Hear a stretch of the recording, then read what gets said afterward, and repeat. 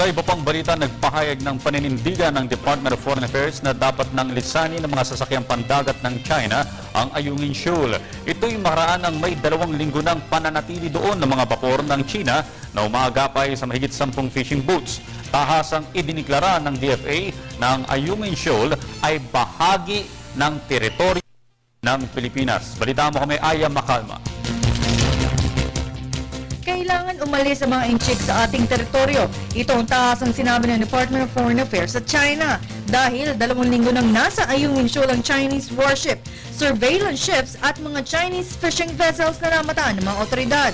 Ang Ayungin Shoal ay kabilang sa Kalayaan Group of Islands na isa sa mga islang pagmamay-ari ng Pilipinas. Dahil ang Ayungin Shoal ay nasa 105.77 nautical miles ang layo mula sa Palawan. Ayungin Shoal is an integral part of the Philippine national territory. It is 105 nautical miles away from Palawan, and it is part of our 200 nautical miles Philippine continental shelf.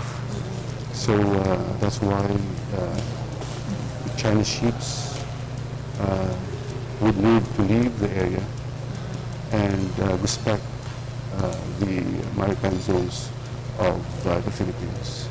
Ayon kay Assistant Secretary Raul Hernandez, dapat respetuhin ng China ang ating teritoryo dahil sa mga ginagawang intrusyon ng kanilang bansa ay patuloy na tumataas ang bilang ng mga sa Pilipinas mula sa international community.